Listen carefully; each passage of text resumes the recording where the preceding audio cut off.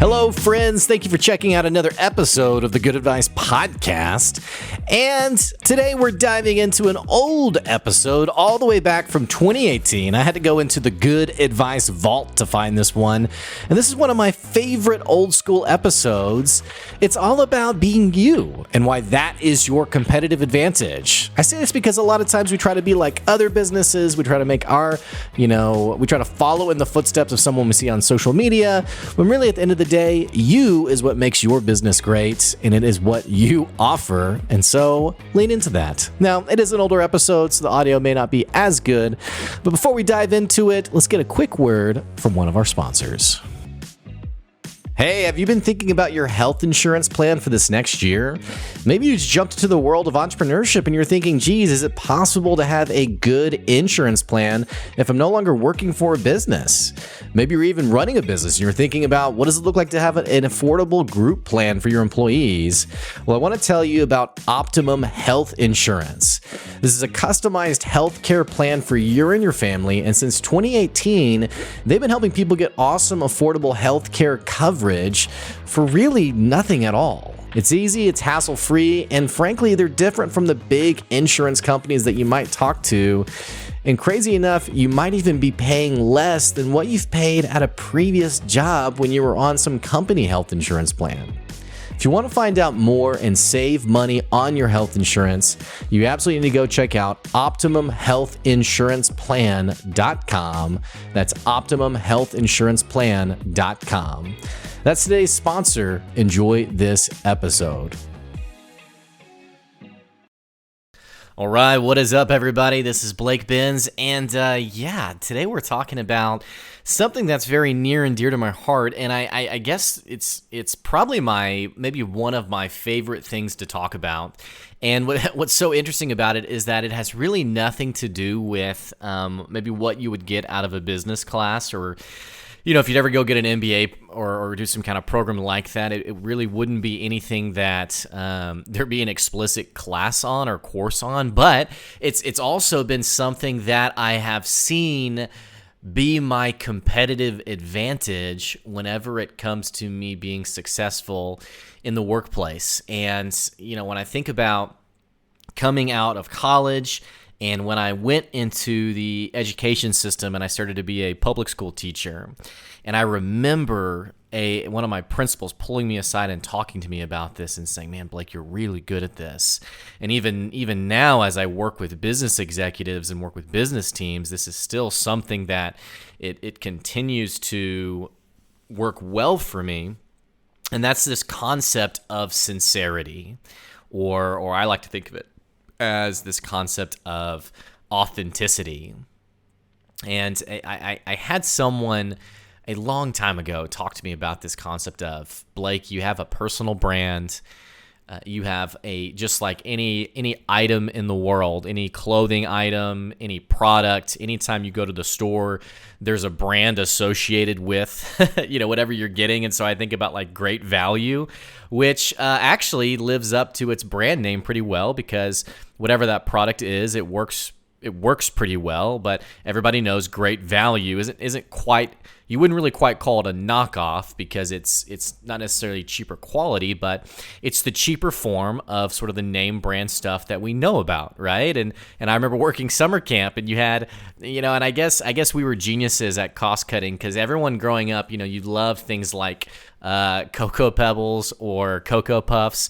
Well, at this summer camp, we had all of our off-brand stuff, right? And so we didn't have Cocoa Puffs. We had Cocoa Roos, which was, and we also had, instead of Lucky Charms, we had Marshmallow Mateys. And so some of you out there, as you're listening, you're thinking, yes, you understand my upbringing now.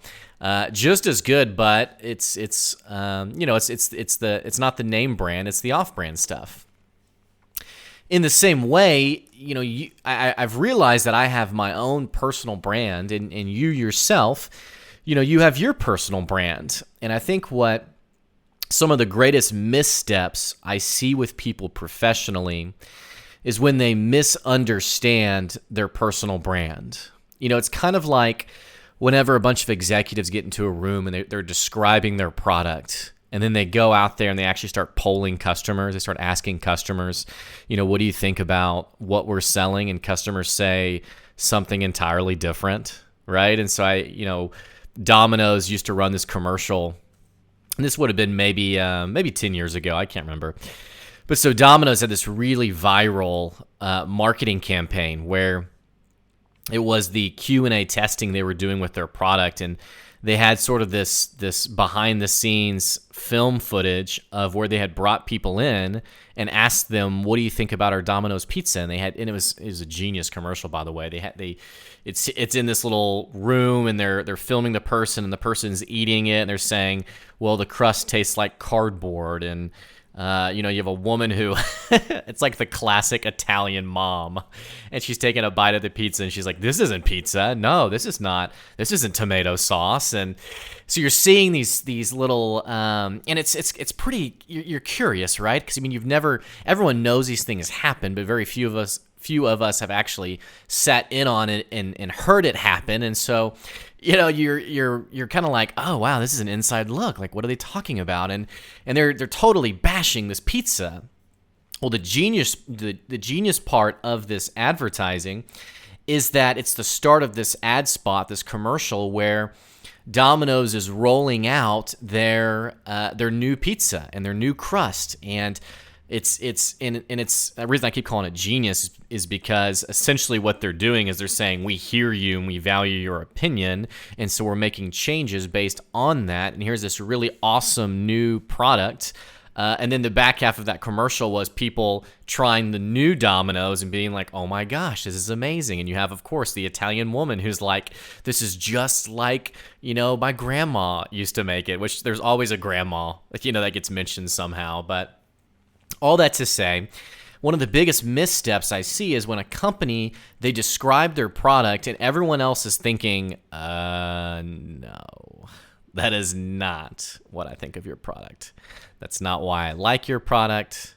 In fact, maybe I don't even like your product. No, I would not describe it that way. And I wish I could think of an example, but all I can imagine in my mind is sometimes I have people who I'm working with who they talk about their own competitive advantage of their product, and they say something like, oh, well, we're the cheapest on the shelf. We have the cheapest product on the shelf, or we're the cheapest option. And I said, well, how do the customers, what do they feel about that? He said, oh, well, the customers love having us as the cheapest option.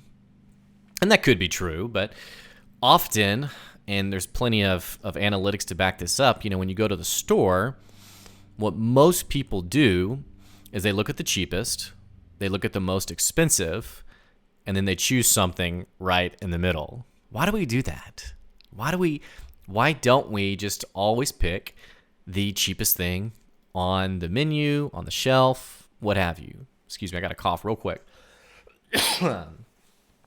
I think the reason we do that is because we all know that cheapest often is related to this concept of lowest value. It could break easily. It's not a very good product. If it was, they would offer it for a higher price. You think about Beats by Dre headphones, and then you go to the airport, or that's a bad example. Everything at the airport is 200, 300% over what you'd pay somewhere else. But you go to Walmart, and you see some headphones that are, maybe $13. And then you see Beats by Dre right next to it for what, $200? I don't know what it costs. Well, what do? We assume, okay, well, the Beats must be so much better and so much, and we're not really sure if it's actually worth $200, but we do have this sort of cognizant awareness of, there's value there. And the point that I'm getting at is that just like companies are unaware sometimes of what people are saying about their product, I think in the same way, one of the biggest missteps we can make as professionals is we misunderstand what people think about our personal brand. And I remember when I was in college, and I've always been a very sarcastic person, which I've always thought was hilarious, until I was in college and I realized that everyone thought I was a jerk and no one liked me, right? I mean, it's like, man, this guy is rude. Man, this guy is harsh. But I thought I had an awareness of my brand that wasn't based in reality, right? So since I got to the back half of college, I've always been someone who I've just thought, you know what, I always want to be as authentic as possible with people. And that's been one of the qualifiers of who I am as a person is anytime I engage with someone, I'm often thinking, how can I be sincere? How can I be authentic? How can I show them who I really am? Which is kind of a bizarre concept because we live in the era of social media and how, what people are so used to is they show the best side of themselves, right? I mean, I always think of, if you ever saw, what's the movie? Jumanji, the new Jumanji, which the old school Jumanji is pretty awesome, by the way. Robin Williams, big fan. The new one, it's not as good as the old one, but it's a good movie in and of itself. And you have an opening scene where you have this girl who's laying down on a couch, and it's sort of like, it's a really funny scene because you see her, she's laying on the couch, she has this coffee on a table next to her, and she's taking a selfie. And she has, this shows how much of a loser I am. The little extender, the selfie stick. She has the selfie stick that, has the phone on it. She's taking the over the head shot, and she realizes that the coffee isn't exactly quite right, and so she moves it 2 or 3 centimeters, and then gives sort of this, it takes a shot, waking up on Saturday mornings or whatever it was. And I think the reason that scene is so funny is not because it's totally ridiculous, although it is. I think that scene is so funny because we can all relate to it, right? I mean, think about people who are addicted to social media, who are always putting the best version of themselves online, right? I mean, I actually remember Joy, my wife and I, when we were first married, which, by the way, if you aren't married, just a spoiler alert, marriage is hard. It is not, there's a reason they call it a honeymoon phase. And I think our honeymoon phase ended on the first day of our honeymoon. But, you realize, wow, it is really tough figuring out marriage and being married to someone. Well, so our first year of marriage, Joy's on Facebook, and I remember her coming to me, and she's in tears, and she's like, everyone's marriage is so perfect. It's so amazing, and ours is such a train wreck, and it's been 4 years since then, but I remember thinking back then, I can't compete with these people. I can't compete with these, people who somehow they're always having professional, photos being done of them and their spouse, and, this sort of glorified, everything's amazing, everything's perfect, and it's actually why social media has always been an incredible struggle of mine, because I've really hated the sense of we have to show our best side, our best angle. It's taking the old 90s joke of, get my good side for a photograph, and now we've conflated it and we've exploded it into now a lifestyle of please get my good side. Right. And so every photo has to have a filter, and then you have like this indie trendy hashtag no filter, you have all this stuff that essentially we're trying to be as inauthentic as possible. And we're trying to convince people that we are who we dream ourselves to be. And I've always been someone who I've just thought, man, I don't want to do that. I don't want to be that. I just want to be me. And so I actually, several years ago, just pretty much threw away social media, decided I'd never get on Facebook, decided I'd never get on, I used to have an Instagram and I got rid of it, and now I have it again just for my business. And I even remember Joy, we were looking at my Facebook wall, and she was like, oh, you need to change your banner pic. And I was like, nah, I don't really want to. And she was like, I remember it was like a thing. It was like, why don't you want to change your banner pic? And I was like, I just don't want to. I don't want to be on this thing. I don't want to be on this platform. And inauthenticity it's just always rubbed me the wrong way. And what's interesting is I mentioned this before. I feel like, when you're considering your personal brand and you're thinking about, wherever you work, your personal brand is essentially, it's the amalgamation. It's the summary of what everyone thinks about you. And it's based on your work ethic. It's based on how you've treated people. It's based on what you do for people. and so on and so forth. And it's what is a direct connector to what enables your success, right? Because if people know you, then they're more likely to trust you, and they're more likely to rely on you and believe you when you tell them things, right? If they don't know you, though, if it's on the opposite, where someone doesn't really know you, they don't know your personality, you're kind of always giving this facade and really trying to, I don't know what it is, but you have somebody then who they're less likely to trust you. And when people are talking about you, then they're thinking, I don't really know about that guy. I don't know about that woman. I don't really know. I'm not sure. So whenever I was first getting started in corporate consulting, which is really just glorified advice giving, right? I mean, you're working with these organizations where, and you're not just, it's not like encouraging. It's not like you guys can do it, you're awesome. You're, in many cases, you are really challenging people to see things from a perspective that they're not naturally inclined to see it from, or they are maybe they just don't want to, right? And so I think about this CEO who an old coworker would tell me the story about how he came to us with his team, saying his team was really awful, really hard to work with, really tough.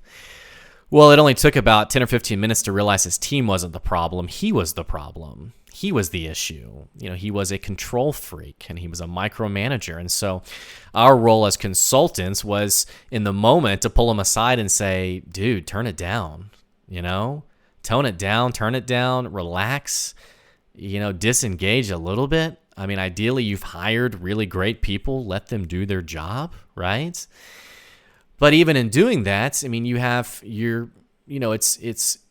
our job isn't to, hey, you're a great company, keep doing it. We're being paid to sometimes peel back the layers and help people identify what is keeping them from greater profits and greater success, right? Well, as you can imagine, whenever we're hired to work with someone, my prerogative is, how can I get to the root of the problem as fast as possible? And the reason I approach it from that perspective is because I take this very serious sense of stewardship over someone's investment in me. And so, if someone's going to pay me an amount, and just to be totally blatantly honest, I mean, we've had people who've paid us as low as $2,000 to as high as $100,000. I had one of my clients had just paid me about $50,000 to invest in some of his senior management. And I remember thinking at the time, we had 12 people who were going through this program, and one of them, who was one of the first ones to get through it, had a very negative perception. And honestly, it's somebody who probably should have been let go. I mean, he really wasn't a great employee, but I just, in spite of that, I took it very personal, because I remember thinking, these people have made an investment in me, and so I owe it to them to get the results that they want. And so when I say I took it personal, it's not like my feelings weren't hurt. I wasn't offended, but I did think I'm doing something wrong here if this investor doesn't feel like they're getting their money's worth. I've always thought, I want to make sure I'm giving someone exactly what they've asked for. I don't want to okie doke anybody. I don't want to be the man behind the curtain and trick anybody. What I want to do is exactly what I said I was going to do. I want to do that. So whenever I approach business and I'm working with an entrepreneur or I'm working with an organization, my philosophy is, I've been invested into this organization, person, whatever, has given me their money, their hard-earned money. How do I solve the problem as fast as I can? What then ends up being extremely frustrating is when I work with people who are very inauthentic and who are just there to check a box. They're just there to, it's like, hey, we had $14,000 that we had to spend this year, so we spent it on you guys. Even though we have no intention of changing anything, we just thought, hey, yeah, we'd throw some money because we had to spend it. Those are the kind of clients where I'm like, oh my gosh, I will never work with you again. And I remember actually when I first got into this field and started doing this, I was working with a major organization. It was a Fortune 500 company. And actually it was a Fortune 50 company. And I was at this event, and what we were doing was we were training some of their senior executives. And what happened was, excuse me, we were, so I've showed up to this event, and I'm walking around, and I always try to meet and greet people before our work officially starts. If it's like an all-day training, I always try to meet with people and, hey, who are you and how's it going? I'd love to connect with you. What's going on?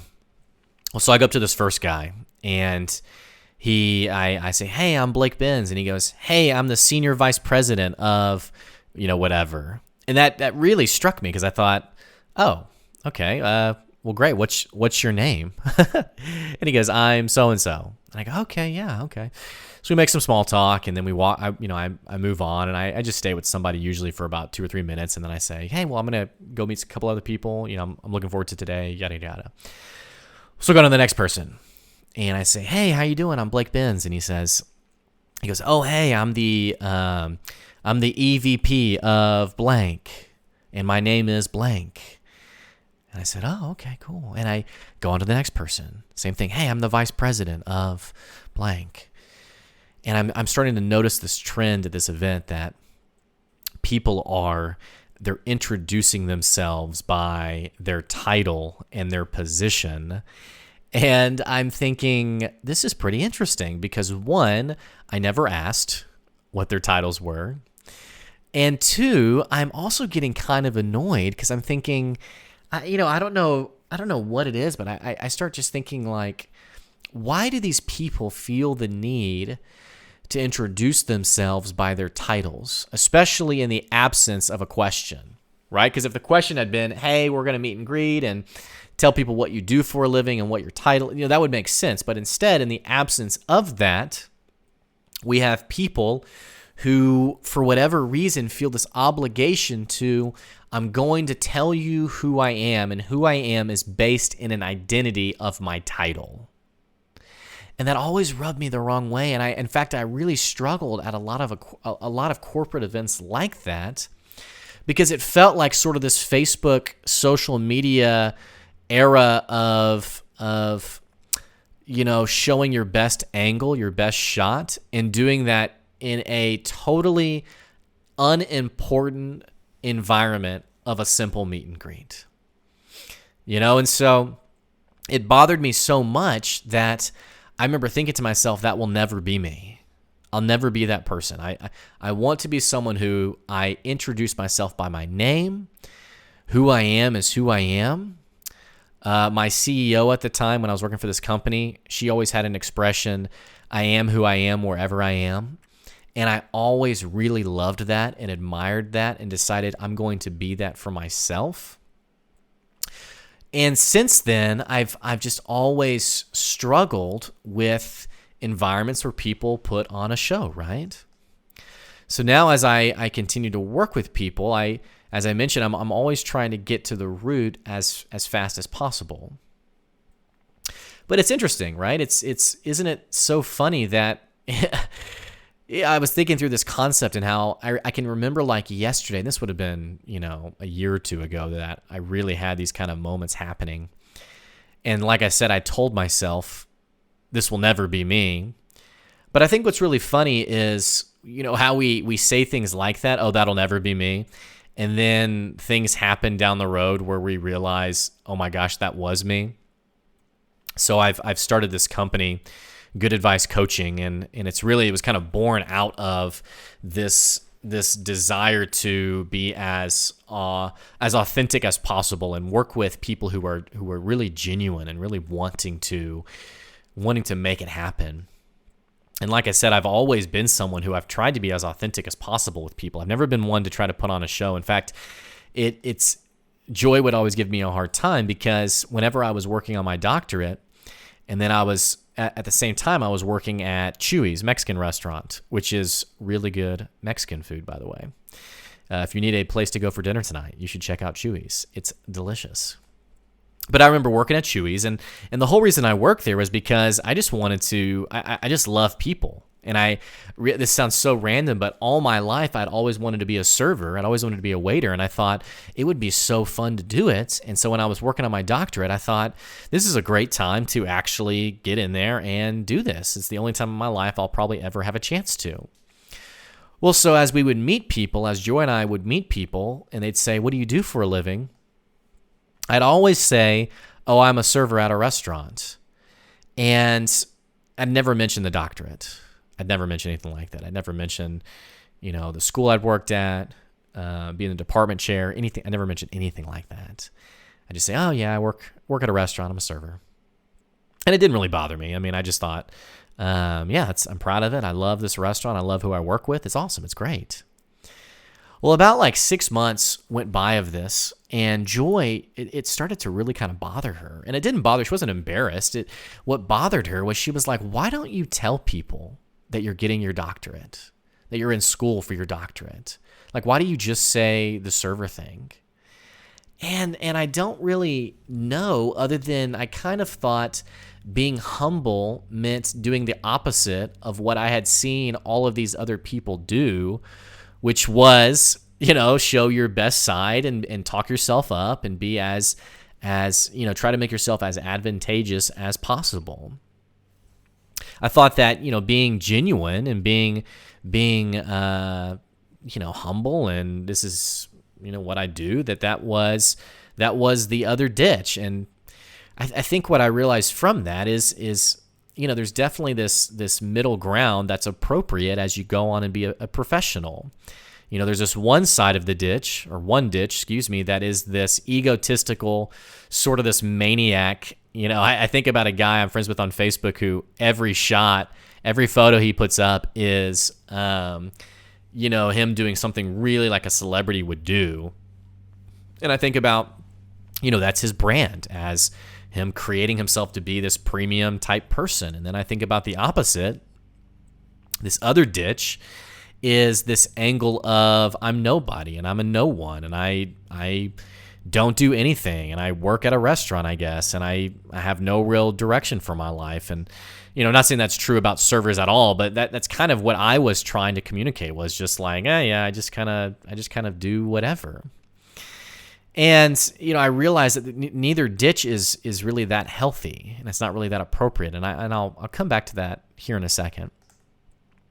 But as I started working and developing my business, as I started creating good advice, I realized that I needed to get into digital marketing, and I needed to start connecting with people and getting people to know who I am, and all of these random things. And so I didn't know what to do, so I hired a digital marketer. And I hired this guy, and I asked him, this is what I want to accomplish, this is what I want to do. And he said, "I got you, I can help you. I've been in digital marketing for the last 15 years. Which, when someone says something like that, I think about, okay, what does that mean? Because, in 2003, there were, Facebook, I think, had just gotten started. So there really wasn't that much digital marketing, I would guess, back then. I mean, I guess you had the .com bust. So I guess you had people, there had been a good 5 to 10 years of it. But, this guy, he couldn't have been older than his 30s. And so I thought, what does that mean 15 years ago? So anyway, but he, as a good marketer, I thought, okay, he seems to know his stuff, and so let's do it. And so I hired him, and it's I mentioned a minute ago how when I was at this corporate event, and I remember saying it out loud, "I will never be like these people." And I mentioned that it's funny how we end up being those people we say we'll never be like, right? Well, I found myself with this set of ads about 2 or 3 weeks go by of working on my business, and this digital marketer's working with me, and he's helped me create these ads to go on Facebook, to go on these random places. And one night I'm going to bed, and I'm kind of looking over my ads, and I'm getting lots of hits. I mean, people are definitely clicking on it, but I have this kind of sick feeling, and this unsettling feeling, and I'm not really sure what it is. I just feel this anxiousness, and I start talking to Joy about it, and I'm like, I don't know what the deal is. I mean, I just don't feel right about this. Well, then it clicked with me.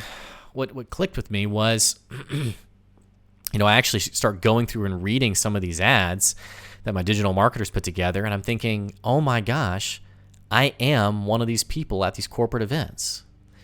And what I mean by that, let me just read to you what one of my first ads has been that this digital marketer's put together. I'm going to read it to you. So this was an ad that was getting circulated on Facebook. And it says, "Have you ever wanted to make $1 million? Have you ever wanted to be free from all financial burdens you could ever experience? Hi, I'm Blake Benz, an expert entrepreneur who is ready to take your business to the next level. Don't waste your money on amateurs any longer. It's time to partner with a real expert who gets real results." So I read over this ad and I thought, are you kidding me? I'm essentially promising someone I will make them a millionaire. Now I have worked with millionaires. I've worked with million and billion dollar companies, which, billion dollar companies, they're working with, 100 different consultants at any given time anyway. But I'm looking this over and I'm thinking, come on, this is so BS. And so I go to my digital marketer, and last week I sit down with them and I say, hey, I just don't, I don't know about this. This isn't really me. This is pretty inauthentic. It's really not who I am. And he says, well, that's okay. This is marketing though. This is what we're creating here is we're creating a persona and this is how you get clicks. This is how you get people to invest in you, right? And I look it over again and I say, I'm sorry, but I feel like this is lying. And what he said in response just blew my mind. I said, I feel like this is lying. And he goes, I promise you, this is just marketing. And I thought, oh my gosh, this is like, that's what marketing is. It's like deception, right? And I thought, no, I refuse to believe that. I do not want to create a market on deception. Now, will I genuinely help people? Will some people I help end up going on to make $1 million? Absolutely. Absolutely. But to promise that on the front end, recognizing that is a very, it's a sliver. It is a small amount of the people I work with, because not everyone will have the personal responsibility and drive to actually make that happen, right? And so I said, I can't do this. I'm sorry. I can't have this sort of expectation versus reality thing where I am playing on people's their drive for something better, right? It's kind of like, honestly, what it reminds me of is I think of the televangelists who are like, hey, if we're gonna, I want you to buy me a plane, and we're gonna raise $200 million for. Or I saw this one guy on YouTube, this televangelist who was he was about to go to jail, and they were asking him about the $600 million mansion or something ridiculous like that. This massive property. Millions of dollars. It has something like 3 or 4 pools there. Just incredible space somewhere in California. And they're saying, so why did you feel like it was necessary to spend your money on this? And he goes, well, it's an event space. It's when we bring in high ticket clients who are going to invest in the church, and we bring them here, right? But I think about at some point, and going back and watching this pastor's other sermons, he's asking his congregation to donate, and he's saying things like, if you donate, God will do the same for you. And there's this other video of the same pastor where it's essentially he's driving like a Lamborghini or something, and one of his church patrons sees him and says, wow, that's a nice car. And the pastor says back, yeah, and if you're faithful, God will do the same for you as well, which is just totally mind-boggling. And I'm a Christian myself, and I guess I missed that verse in the Bible where God says, if you are a good steward, I will give you a Lamborghini, right? So I've always, it felt like reading over these ads, I felt like that's what I was doing though, right? Was that I was promising people millions of dollars so that they could, essentially I could get their business. I could trick them, right? And I realized I didn't want to do that. And I said, hey, I don't think we can work together anymore. Because him and I we couldn't find a common ground on this. And now I'm trying to find that middle ground, because typically what I've always done as a salesperson is, I'll go out to eat with somebody, and this is somebody who I'm trying to sell them on something I'm offering. And so usually we'll sit down for lunch, and they know that I'm going to sell them on something. And so we sit down, and I just cut straight to the chase, and I say, "Hey, do you want this?" And they say no. And I say, "Okay, great. What do you want to eat for lunch?" And I just kind of move on and skip on past to, let's eat. All right, you said you didn't want it. That's fine. Works for me. So I'm the opposite of a salesperson, rather than trying to upsell or find some tripwire to lead them into a bigger sell. I mean, I ask them, and if they tell me, nah, I don't really want it, I'm like, okay, cool, great. It was nice talking to you. And so I definitely can work on that. And so I'm trying to find that middle ground that it's authentic, but it's also, it's I guess marketing-esque. So I'm working that through. But what I've realized, regardless, and someone's told me this before, and you've probably heard it yourself, this concept of stay in your lane. Stay with what you're good at. Continue to do what you're good at doing.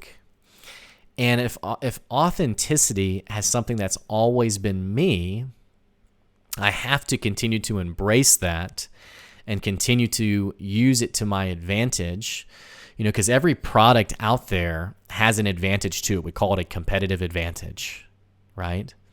And so one of the biggest competitive advantages of Amazon, for example, is convenience. You can get on and find almost any product, and you can have it at your door within 2 days. In fact, some products you can have to your door in the same day that you ordered it. So convenience is absolutely their competitive advantage. And if you don't like something, you can return it, and 99% of the time, there's no questions asked. That's what makes Amazon special. In the same way, you have a competitive advantage. You have something that sets you apart, that causes you to be successful. And what I have recognized, and this isn't just for myself, this is also people that I've continued to work with who are doing very well in their jobs, very well with their businesses. There is a competitive advantage in authenticity. There's an advantage in moving past the BS of the social media era and being authentic with people. Being candid, being honest, saying what you mean, right? I mean, rather than, it's kind of like the whole, does this dress make me look fat? And being honest. Now, I would never do that because I'm not a stupid husband. But, it's interesting how people ask us, I think about being in a business meeting and someone says, does this look okay? And it doesn't look okay, but you don't want to hurt their feelings. So you say, no, it looks great. And yeah, you should totally do that, rather than just being really honest about it. In general, I feel like we feel this drive to be as, I don't know if it's creating a persona or creating we want people to believe a certain thing about us. It's kind of like we do this thing called a 360 where people can write and evaluate you as a person and a professional, and they can say what they think about you.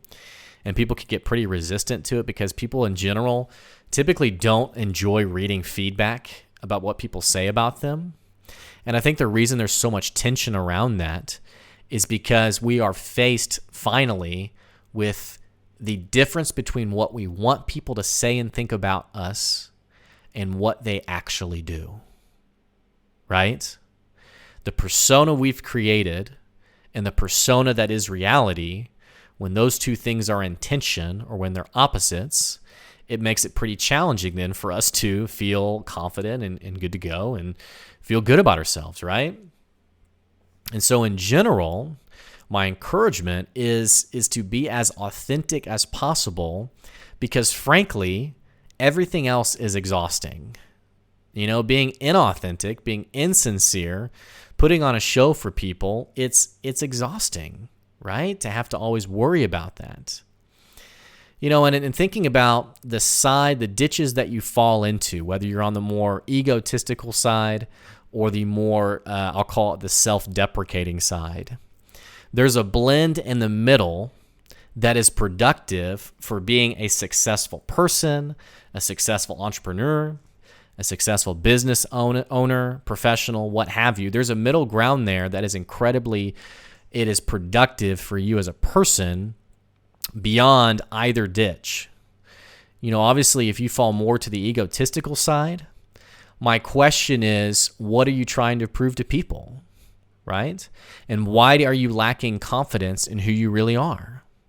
I think when you're fake with people, when you lack authenticity, essentially what you are communicating is that I am so insecure in my own self-worth and my own self-identity that I have to pretend and show you a side of myself that is non-existent. It is fantasy because I don't think what I actually offer is worth anything. I think the reason people lie and pretend is essentially that. I don't think I have something of value to offer you. So instead, what I'm going to do is I'm going to create something else. I'm going to present something else to you that is, in my mind, valuable. And hopefully you will agree that it is valuable. Because I can't show you who I really am because that does not have value. On the other hand, to the other ditch, we can have such a casualness and a passiveness. I think about back when I would tell people, I just worked at Chewy's. I was just a server. I don't think it was humility. I think I had gone off the rails of authenticity, and what I really thought was that no one cared, and I didn't have the self-worth to tell people what I was doing and accomplishing with my life, right? So whenever I moved on from this digital marketer, and a buddy of mine who lives nearby, I went over and we were talking through my business, and I was saying, man, marketing's so hard for me because I don't want to lie to people. I don't want to try to sell people. He said, Blake, honestly, the way you're hurting yourself, well, really what he said was, he asked me a couple of questions. He said, do you feel like you really help people? And I said, yeah, absolutely. He said, do you really feel like you transform people's businesses? And I said, yeah, absolutely. I mean, I have plenty of people who've told me as much. I've seen the numbers. I mean, I absolutely, yeah. And he says, so why wouldn't you tell people then that you can help them? And I was like, well, I do tell people I can help. And he goes, no. What you do is you give this indifferent, yeah, sure, I can help you. And if I was listening to you, I would think, well, I don't want to hire this guy. And your sense of humility in trying to be as authentic as possible, essentially what you're doing is you're robbing people with the opportunity to be impacted by you. And that really hit me hard. I mean, that resonated with me. I thought, man, you're right. And so I've been thinking about this middle ground, going from the ditch of extreme egotism, but not falling into this ditch of self-deprecation or, hey, I really have nothing to offer you. This is just who I am. I can help you, I guess. And recognizing there's a middle ground where you can sincerely, genuinely help people and impact people without selling the tag-on items. So wherever you are in your business, whatever you're doing, my encouragement to you would be to find that middle ground. Don't be misled by this social media era where you have to present. You always have to have the bow tie on. You always have to, show yourself as this perfect, awesome, phenomenal person.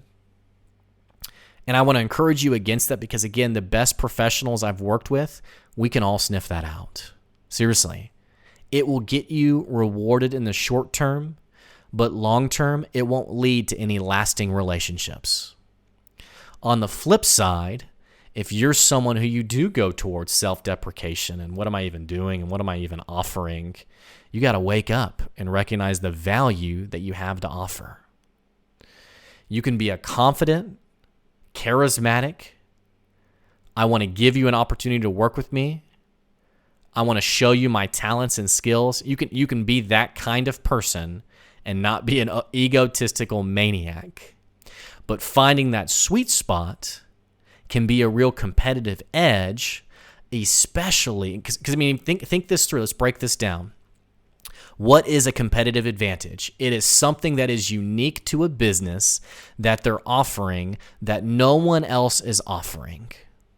So when you think about Amazon, their ability to deliver in 2 days, no one was doing that when Prime first got started. I remember it was Christmas time. It was December, and my mom had ordered a Christmas present. And I remember waiting every day at the door. I remember checking for a package. Did they come yet? Did they come yet? 5, 6, 7 days go by, right? When Amazon Prime got started, no one was doing it.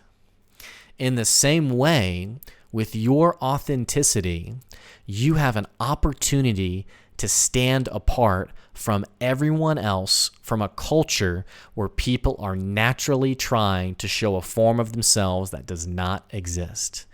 Be authentic, be you, and own it. I'm not saying don't improve yourself. I'm not saying, I don't want to fall into this whole mantra of, accept who I am and accept who it's just who I am. Sorry. I think about a guy I worked with who was really challenging, really direct, and really just burned a lot of bridges. And I remember him saying, well, that's just who I am. And I said, well, that may be who you are, but you're ruining your career. So it's not an excuse not to get better and do better. It's an acceptance of this is my identity. This is what I'm good at. I have some areas to improve on, but I'm not going to BS you. I'm not going to portray a Facebook page to you or a persona to you. I'm going to be who I am wherever I am. I promise if you can do that, you will rise to the top, because in a sea where everyone is putting on a face, you will have that as a competitive advantage. Thanks for listening today, guys. I hope this helped. Continue to check me out. Check out Instagram, Facebook, what have you. See, look at that. I'm talking about social media now after I totally just bashed it for a good, 45 minutes. But I'd love to stay connected with you. And of course, above all things, if you need help, if you need advice, send me a message, send me an email. I'd love to make an impact. Thanks for listening. Catch you later. Bye-bye.